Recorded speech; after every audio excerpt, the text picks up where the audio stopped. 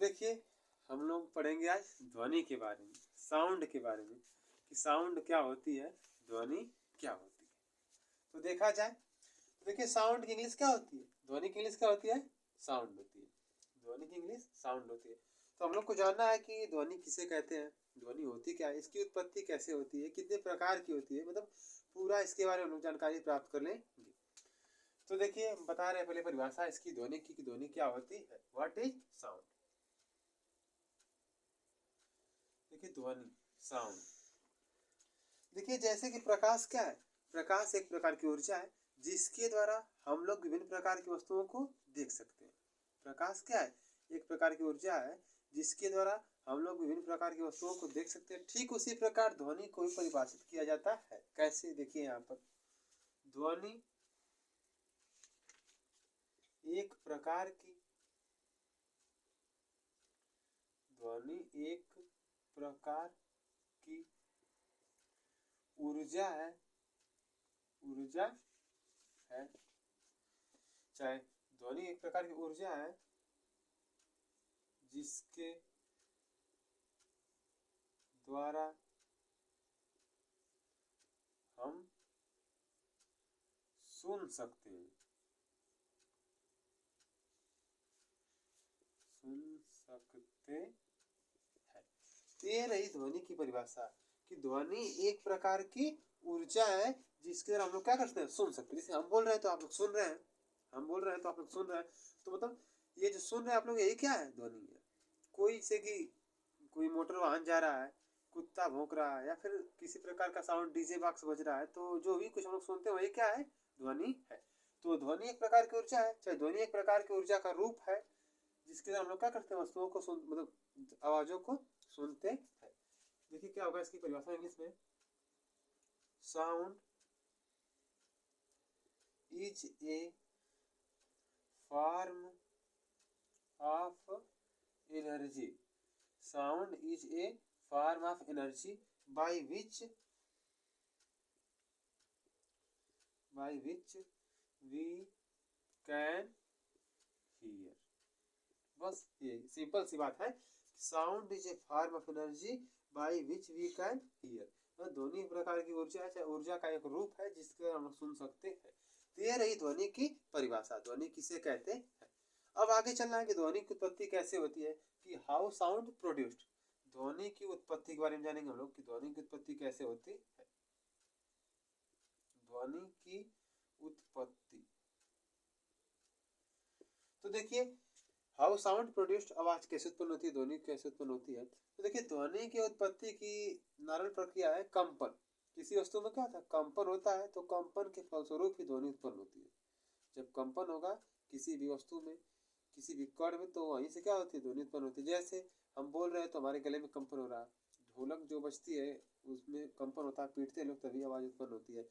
हारमोनिया, बांसुरी, शहनाई, मतलब विभिन्न प्रकार के यंत्र है, वाद्य यंत्र है जिनमें क्या होता है, कंपन होता है। जैसे किसी में बांसुरी में फूंक कहा जाता है तो आवाज उत्पन्न होती है। हारमोनिया या फिर वायलिन, सितार, उसमें तार को रगड़ा जाता है तो कंपन होता है। मतलब कंपन के फलस्वरूप ही क्या होती है, ध्वनि उत्पन्न होती है।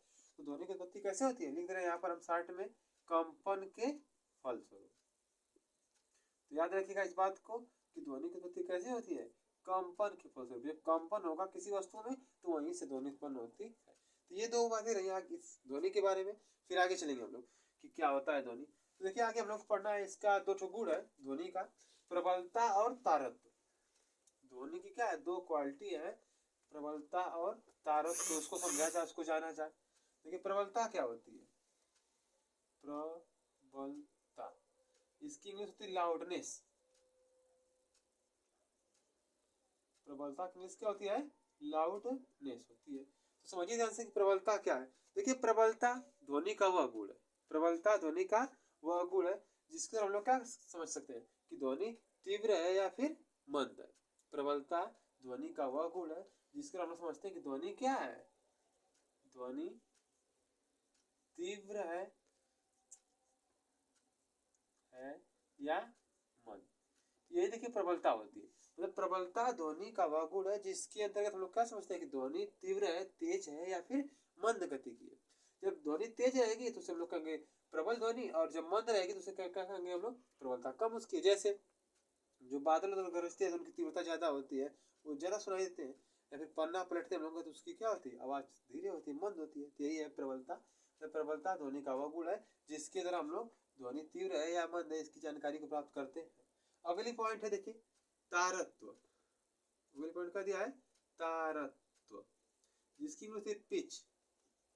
देखिए तारत्व की इंग्लिश होती है पिच। अब देखिए पिच क्या है, तारत्व क्या है, बाजा वाजा में देखेंगे तो लिखा होता है पिच, लाउडनेस, बेस, इस प्रकार से। देखिए पिच वह क्वालिटी है ध्वनि की जिसके द्वारा हम लोग क्या करते हैं, ध्वनि मोटी है कि पतली, ध्वनि मोटी है या पतली। तो तारत्व ध्वनि का वह गुण है जिसके अंतर्गत हम लोग समझ सकते हैं कि ध्वनि मोटी है अथवा पतली है। तो याद रखिएगा इन बातों को, प्रबलता और तारत्व के बारे में। तो ये रही ध्वनि की नॉर्मल बातें। इसके बाद हम लोग आगे पढ़ेंगे कि ध्वनि के प्रकार के बारे में, कि आवाज या फिर साउंड या ध्वनि ये कितनी प्रकार की होती है, या फिर कैसे कैसे इनका रूप है, क्या प्रकार इनका है। तो देखिए ध्वनि का वैसे कोई विशेष प्रकार नहीं है, फिर भी जो कि इनके गुण के आधार पर, इनकी प्रबलता के आधार पर, इनके तारत्व के आधार पर इनको कई भागों में वर्गीकृत किया गया है। तो देखा जाए आगे ध्वनि की प्रकार के बारे में। तो देखिए गुणों के आधार पर, गुणों के आधार पर ध्वनि का वर्गीकरण, ध्वनि का वर्गीकरण ये हम लोग चल रहे हैं, पढ़ेंगे वर्गीकरण के बारे में कि जो गुण है, तारत्व या फिर प्रबलता है, इस सभी चीजों पर निर्भर होकर के ध्वनि को कितने भागों में हम लोग बांट सकते हैं। तो देखिए पहली पॉइंट है, पहले बांटा गया इसमें हम लोग प्रबल ध्वनि और मंद ध्वनि। प्रबल ध्वनि और मंद ध्वनि, और मंद ध्वनि, ये मतलब high sound and low sound कर सकते हैं इसको हम। देखिए प्रबल ध्वनि किसे कहेंगे, नॉर्मल बात है ना, कि जो आवाज तेज हो, कि जब मतलब जो बातें क्या होगी, हम लोग जैसे चिल्ला के बात करें, झगड़ा होता है तो वहां लोग तेज बोलते हैं, तो वही क्या प्रबल ध्वनि है। और जहाँ धीरे धीरे बात की जाती है, फुसुर फुसुर, मतलब कि दूसरा कोई ना सुन पाए, उसको मंद ध्वनि कहते हैं। एज फॉर एग्जाम्पल के लिए डीजे का बजना, बादलों का गरजना, ये सब क्या प्रबल ध्वनि के अंतर्गत आता है। लेकिन दो बच्चों का आपस में धीमे धीमे बात करना, पन्ना पलटना, या फिर धीरे से दरवाजा को खोलना, ये सब क्या है, मंद ध्वनि होती है। तो पहले ही रहा प्रबल ध्वनि और मंद ध्वनि। फिर सेकेंड नंबर पर देखिए आता है मोटी ध्वनि, मोटी ध्वनि और पतली ध्वनि, मोटी ध्वनि और पतली ध्वनि।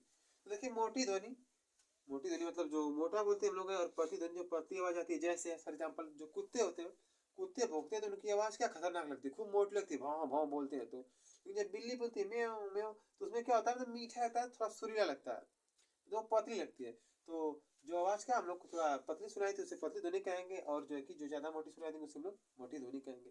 फिर थर्ड पॉइंट देखिए क्या क्या है, प्रिय और अप्रिय ध्वनि, प्रिय और अप्रिय ध्वनि, ये रहा। तो प्रिय ध्वनि उसे ध्वनि कहेंगे, उस ध्वनि को कहेंगे जिसे हम लोग को सुनने के बाद अच्छा महसूस होता है, अच्छा लगता है, सुनने का मन करता है। और अप्रिय ध्वनि जो हम लोग को पसंद ना हो, जो हम लोग के कानों के क्या लगे, कर्कश लगे, जैसे तेज साउंड बॉक्स का बजना, ये कर्कश लगता है, अच्छा लगता है, इसे हम लोग क्या कहेंगे, अप्रिय ध्वनि। किसी का विधिवत ढंग से गीत गाना, या फिर कोई वाद्य यंत्र का सुरमय होकर बजना, नॉर्मली बजना क्या करता है, प्रिय लगता है, अच्छा लगता है, तो उसे हम लोग कहेंगे प्रिय ध्वनि और या फिर अप्रिय ध्वनि। तो ये रहा गुणों के आधार पर ध्वनि का वर्गीकरण। फिर देखिए आगे हम लोग को पढ़ना है आवृत्ति के आधार पर ध्वनि का वर्गीकरण। आवृत्ति जो होती है, तो आवृत्ति के आधार पर ध्वनि का वर्गीकरण कितना है। तो देखिए आगे चला जाए, ये रहा गुणों के आधार पर वर्गीकरण। अब अगला देखिए दिया है कि ध्वनि को फिर बांटा गया किसके आधार पर, गुण के आधार पर, उनकी सॉरी आवृत्ति के आधार पर। आवृत्ति के आधार पर, आवृत्ति के आधार पर ध्वनि का वर्गीकरण, ध्वनि का वर्गीकरण। ये समझना हम लोग को कि आवृत्ति के आधार पर आवाज को, साउंड को, ध्वनि को कैसे बांटा गया, कितने भागों में बांटा गया है। तो देखिए फर्स्ट नंबर इसमें है अपश्रव्य ध्वनि। अपश्रव्य ध्वनि पहला क्या है? अपश्रव्य ध्वनि, जिसकी इंग्लिश होती है इंफ्रासोनिक साउंड। इसकी इंग्लिश क्या होती है? Infrasonic sound. इसकी इंग्लिश क्या होती है? Infrasonic sound. फिर आगे देखिए ध्यान से, इसके बाद जो है कि तो ये पहला क्या हुआ? अपश्रव्य ध्वनि। दूसरी क्या है? श्रव्य ध्वनि। दूसरा क्या है? श्रव्य ध्वनि।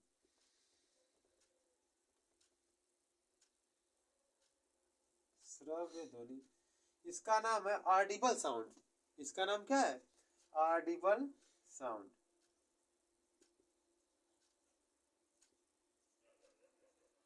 Audible sound. फिर थर्ड नंबर पर है हम लोगों की पराश्रव्य ध्वनि। पराश्रव्य ध्वनि, इसका नाम है अल्ट्रासोनिक साउंड। इंग्लिश में क्या नाम है इसका? Ultrasonic sound. ये है। तो देखिए आवृत्ति के आधार पर ध्वनि को 3 वर्गों में बांटा गया। किस पर? कैसे कैसे? अपश्रव्य ध्वनि, श्रव्य ध्वनि और पराश्रव्य ध्वनि। अब हम लोग बारी बारी से करके जो है कि इन तीनों के बारे में अध्ययन करेंगे कि ये क्या होती हैं, इनकी क्या आवृत्तियां होती हैं, इनकी क्या विशेषताएं। तो देखिए नंबर 1 पॉइंट क्या है कि अपश्रव्य ध्वनि क्या है। हम समझेंगे पहले अपश्रव्य ध्वनि को, इंफ्रासोनिक साउंड को। तो देखिए वह ध्वनि, इसको बता रहे हैं हम, पहली बात कंठस्थ कीजिएगा, कंसेप्ट को क्लियर रखिए कि वह ध्वनि जिसकी आवृत्ति क्या होती है? वह ध्वनि जिसकी आवृत्ति 20 हर्ट्ज से कम होती है। 20 हर्ट्ज से कम। ऐसी ध्वनि जिसकी आवृत्ति क्या हो? 20 हर्ट्ज से कम हो, उसे हम लोग कहते हैं अपश्रव्य ध्वनि। उसे क्या कहते हैं? अपश्रव्य ध्वनि कहते हैं। इसको नॉर्मली हाथी, एग्जाम्पल के तौर पर देखा जाए, इसको नॉर्मली कौन सुन सकता है? हाथी, कबूतर, ये सब जो है कि ये सब जो जंतु हैं इनको सुन सकते हैं अपश्रव्य ध्वनि, मतलब 20 हर्ट्ज से कम की ध्वनि, जिसे भूकंप की ध्वनि होती है। ये सब जो है कि ज्वालामुखी के उत्पन्न होने की नॉर्मल ध्वनि दूर दूर इलाकों में, ये सब क्या होती है? ये सब अपश्रव्य ध्वनि होती है। इनकी आवृत्ति 20 हर्ट्ज से कम होती है। अब अगला देखा जाए भैया कि श्रव्य ध्वनि क्या होती है। What is Audible sound? देखिए श्रव्य नाम से ही मतलब समझना सुनने योग्य। तो ये ऐसी ध्वनि जिसको क्या कर सकते हैं? हम लोग सुन सकते हैं। इसकी जो आवृत्ति होती है, इसकी जो फ्रीक्वेंसी होती है, ये देखिए 20 हर्ट्ज से लेकर के 20,000 हर्ट्ज तक होती है। इसकी आवृत्ति कितनी होती है? 20 हर्ट्ज से लेकर 20,000 हर्ट्ज तक होती है। तो देखिए ये जो ऐसी ध्वनि है जिसको हम लोग क्या कहते हैं? श्रव्य ध्वनि कहते हैं। इसे श्रव्यता परास भी कहा जाता है। इसको मनुष्य सुन सकता है। इस आवृत्ति की ध्वनि को मनुष्य सुन सकता है। ये जो आवृत्ति की ध्वनि होगी 20 हर्ट्ज से लेकर 20,000 हर्ट्ज तक, इसको क्या सकता है? मनुष्य जो है कि सुन सकता है। फिर आगे देखिए थर्ड नंबर पर बात आती है अल्ट्रासोनिक साउंड, यानी पराश्रव्य ध्वनि की। देखिए पराश्रव्य जो ध्वनि है इसकी आवृत्ति कितनी होती है? पराश्रव्य ध्वनि की आवृत्ति 20,000 हर्ट्ज से ज्यादा होती है। सॉरी, ज्यादा होती है। तो जो पराश्रव्य ध्वनि है इसकी आवृत्ति क्या होती है? 20,000 हर्ट्ज से ज्यादा होती है। इसको सुनने की बात क्या है? इसको कब इसको सुन सकते हैं? कुत्ता, चमगादड़ आदि, ये सब चीजें, ये सब जो जंतु हैं ये जो कि पराश्रव्य ध्वनि को सुन सकते हैं। तो 3 बातें रही। इनसे कंपटीशनों में भी क्वेश्चन आता है, इनकी आवृत्ति को पूछा जाता है। देखिए आवृत्ति के आधार पर जो कि ध्वनि को 3 भागों में बांटा गया। कौन कौन सा? अपश्रव्य ध्वनि, श्रव्य ध्वनि और पराश्रव्य ध्वनि। अपश्रव्य ध्वनि उस ध्वनि को कहते हैं जिसकी आवृत्ति क्या हो? 20 हर्ट्ज से कम हो। इसको हाथी, कबूतर, इस प्रकार के जानवर सुन सकते हैं। और श्रव्य ध्वनि जिसको क्या कहते हैं? श्रव्यता परास भी कहते हैं। ऑडिबल साउंड इंग्लिश होती है इसकी। इसको जो है कि 20 हर्ट्ज से 20,000 हर्ट्ज तक की आवृत्ति के अंतर्गत रखा गया है, माना गया है। और इसको नॉर्मली मनुष्य सुन सकता है। और इसका थर्ड नंबर पर है पराश्रव्य ध्वनि, अल्ट्रासोनिक साउंड, जिसकी आवृत्ति 20,000 हर्ट्ज से ज्यादा होती है। इसको कुत्ते, चमगादड़, इस प्रकार की चीजें, इस प्रकार के जंतु क्या हो सकते हैं? सुन सकते हैं। तो ये रहा ध्वनि के बारे में नॉर्मली ध्वनि का वर्गीकरण कैसे किया गया है। फिर देखिए आगे हम लोग को पढ़ना कुछ बातें विशेष इसी चैप्टर से संबंधित नोट पॉइंट के रूप में है, कुछ इंपॉर्टेंट बातें उसको भी देख लिया जाए। देखिए दो बातें और एक तो आता है इसी टॉपिक के अंतर्गत प्रतिध्वनि।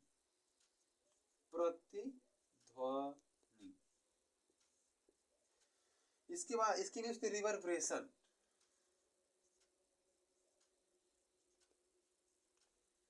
रिवर्बरेशन ये देखिए एक प्रतिध्वनि जिसकी इंग्लिश क्या होती है रिवर्बरेशन होती है। अब देखिए प्रतिध्वनि में किसे कहते हैं, क्या होता है प्रतिध्वनि।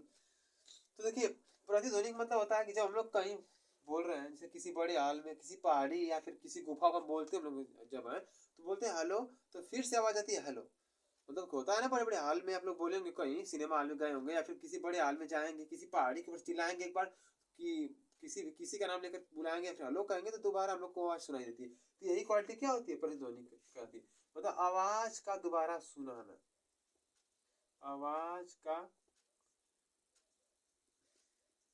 वापस सुना जाना, सुना जाना, आवाज का वापस सुना जाना। तो चाहे ध्वनि का वापस सुना जाना क्या कहलाता है, प्रतिध्वनि कहलाता है। किसी पहाड़ी से हम लोग बोलते हैं तो वापस टकरा के आ सकती है। अब इसमें एक पॉइंट नोट वाली है, ये है कि हम लोग अगर जानना चाहें कि कितनी दूरी कहाँ से खड़े होकर हम बोलेंगे तो मतलब कितनी दूरी पर परावर्तक तल होगा कि आवाज हम लोग को साफ साफ सुनाई दे। तो मान लिया फॉर एग्जाम्पल यहाँ एक व्यक्ति खड़ा है, यहाँ क्या है एक व्यक्ति खड़ा है, ये मान लीजिए कोई व्यक्ति यहाँ पर खड़ा है। अब ये व्यक्ति जो है कि बोल रहा है आवाज, तो कितनी दूरी पर परावर्तक तल कोई पहाड़ी या कोई दीवार हो जहाँ से टकरा कर उसकी आवाज वापस आ जाए। तो इसके लिए न्यूनतम जो दूरी है इस दीवार से टकरा कर आने के लिए, मान लीजिए दीवार है ईंट की,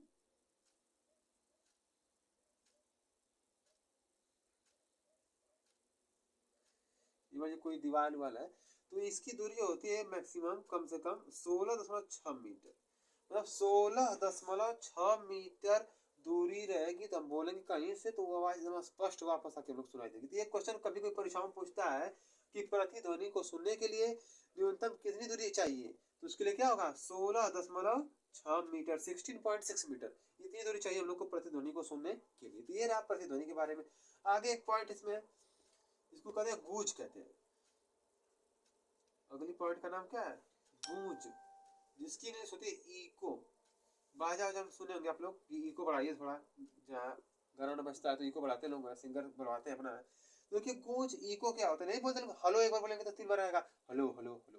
तो ये जो है कि कंडीशन गूंज के अंतर्गत आती है, जब आवाज क्या हो कई बार वापस आए, चाहे ध्वनि क्या हो कई बार सुनाई दे, आवाज का कई बार वापस आना, कई बार वापस आना, ये जो कि गूंज के अंतर्गत आता है इको के अंतर्गत। एक बार बोलेंगे हेलो तो 3 बार आएगा हेलो हेलो हेलो। तो ये जो है कि क्या ये गूंज है हम लोगों का, यही क्या है गूंज है, इसकी होती है इको होती है। तो ये रहा नॉर्मल कुछ बातें। फिर एक बात है और पॉइंट के रूप में, नोट पॉइंट के रूप में इसको ध्यान दीजिएगा आप लोग। देखिए वो क्या है कि जो ध्वनि की चाल होती है, ध्वनि की चाल होती है कितनी होती है वायु में, तो इसको याद रखिएगा। नोट पॉइंट क्वेश्चन कंपटीशन में पूछे जाते हैं, बहुत जगहों पर पूछे जाते हैं, कोई भी पूछ सकता है आपसे। वायु में नॉर्मली ध्वनि की चाल 332 मीटर प्रति सेकेंड होती है। कितनी होती है 332 मीटर प्रति सेकेंड होती है, ये जो है कि ध्वनि की चाल होती है। फिर आगे देखिए इसके बाद जानना हम लोग को ध्वनि के संचरण के बारे में, ध्वनि के संचरण के बारे में। तो उसको भी जान लीजिए कि ध्वनि का संचरण कैसे होता है, ध्वनि कैसे चलती है, कहाँ से कहाँ तक, किसमें ज्यादा तेज चलती है किसमें धीरे चलती है। तो अगली हेडिंग हम लोग की है ध्वनि का संचरण। ध्वनि का संचरण इंग्लिश क्या होगी इसकी, transmission of heat, transmission of, sorry heat बोल रहे हैं गलती से, सॉरी, ट्रांसमिशन ऑफ साउंड ना, ये होगा इसकी इंग्लिश। ध्वनि के संचरण की इंग्लिश क्या होगी, ट्रांसमिशन ऑफ साउंड। अब देखिए देखना है कि ध्वनि किन किन माध्यमों में चल सकती है। तो देखिए इसके संचरण में पहली बात यह है कि जो ध्वनि होती है उसको चलने के लिए किसी न किसी माध्यम की आवश्यकता होती है। A sound can efforts a medium to travel from one point to another point. A sound can effort a medium to travel from one point to another point. मतलब ये है कि आवाज को, ध्वनि को एक स्थान से दूसरे स्थान तक जाने के लिए किसी न किसी माध्यम की आवश्यकता होती है। निर्वात में कभी भी ध्वनि नहीं संचित होती। अगर निर्वात है, वहां बोलेंगे तो दूसरा कोई व्यक्ति जो बगल में खड़ा रहेगा आपको नहीं सुना देगा, क्योंकि निर्वात में ध्वनि का संचरण नहीं हो सकता है। ध्वनि को एक जगह से दूसरे जगह जाने के लिए किसी न किसी माध्यम की आवश्यकता होती है। तो देखिए ध्वनि का संचरण होता है वो ठोस में भी होता है, द्रव में भी होता है। ध्वनि जो है कि ठोस में, द्रव में, और थर्ड नंबर क्या है, गैस। ध्वनि जो साउंड है यह ठोस, द्रव, गैस तीनों ही माध्यमों में संचरित होती है। ध्वनि का संचरण ठोस, द्रव, गैस तीनों माध्यमों में होता है। अब देखिए बात ये आती है, कभी कभी परीक्षाओं में पूछता है कि ध्वनि का संचरण किस माध्यम में सबसे तीव्र होता है। ध्वनि का संचरण जो है वह किस माध्यम में सबसे तीव्र होता है। तो देखिए याद रखिएगा कि सबसे ज्यादा ध्वनि संचरण किसमें होता है, ठोस में। क्यों ऐसी बात है, क्योंकि देखिए संचरण, ध्वनि के संचरण के लिए घनत्व की आवश्यकता होती है। जो ठोस का घनत्व होता है वो क्या होता है, ज्यादा होता है। ठोस का घनत्व ज्यादा होता है, इससे थोड़ा कम द्रव का होता है, फिर सबसे कम किसका होता है, गैस का होता है। तो इसलिए ध्वनि जो है कि वो सबसे, इसकी ज्यादा चाल किसमें रहेगी, ठोस में, फिर इससे कम द्रव में, और सबसे कम किसमें हो जाएगी, गैस। इस बात को याद रखिए, यहाँ से कंपटीशन का भी क्वेश्चन बनता है और नॉर्मल क्वेश्चन भी है। इस प्रकार से कोई पूछ सकता है आपसे कि किस माध्यम में जो है कि ध्वनि की चाल सबसे तीव्र होती है। तो ठोस माध्यम में क्या होता है, ध्वनि की चाल सबसे तीव्र, और गैस माध्यम में, गैसीय मीडियम में सबसे कम होती है। एक पॉइंट और, बहुत लोग पूछते हैं कि जब बिजली कड़कती है, बारिश के मौसम में बिजली कड़कती है, तो उसमें होता क्या है कि प्रकाश हम लोग को पहले दिखाई देता है, जबकि ध्वनि क्या होती है, बाद में आती है। जब बिजली बारिश के मौसम में कड़कती है तो प्रकाश क्या होता है, पहले दिखाई देता है, चमक जो कि हो जाती है, और आवाज जो कि बाद में गड़गड़ाहट के साथ तीव्र आती है। तो ऐसा क्यों होता है, तो देखिए ऐसा इसलिए होता है कि जो लिख रहे हैं यहाँ पर, इसको नॉर्मली लिख देंगे तो थोड़ा क्लियरिटी रहेगी। तो देखिए जो ध्वनि की चाल होती है, ध्वनि की चाल वो होती है 332 मीटर प्रति सेकेंड। और जबकि प्रकाश की चाल कितनी होती है,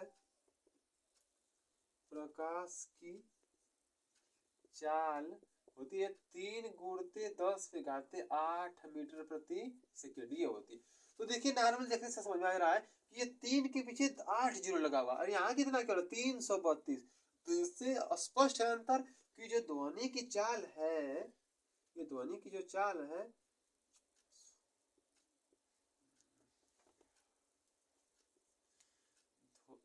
ध्वनि की जो चाल है ये जो है कि मतलब प्रकाश की अपेक्षा बहुत कम है। ध्वनि की चाल क्या है, मतलब प्रकाश की अपेक्षा बहुत कम है, many much greater, much laser. जो ध्वनि क्या है, इसकी चाल जो कि प्रकाश की अपेक्षा बहुत कम है, अतः यही कारण है कि प्रकाश जब चमक होता है तो हम लोग को प्रकाश पहले दिखाई देता है और गड़गड़ाहट की आवाज बाद में आती है। इसको याद रखिएगा। बहुत लोग पूछते हैं कि ऐसा क्यों होता है, तो याद, इसका मेन रीजन क्या है कि प्रकाश की चाल क्या बहुत ही ज्यादा है, much greater than the velocity of sound. मतलब प्रकाश की चाल जो है कि वो ध्वनि की चाल की बहुत तेज होती है, इसी कारण से जो है कि प्रकाश पहले दिखाई देता है और ध्वनि जो कि हम लोगों को बाद में सुनाई देती है। तो ये रहा ध्वनि के बारे में। ध्वनि के बारे में संपूर्ण जानकारी रही आप लोगों के। फिर जो बचा कुछ है उसको अगले टॉपिक में बताया जाएगा। तब तक के लिए जय हिंद, जय भारत।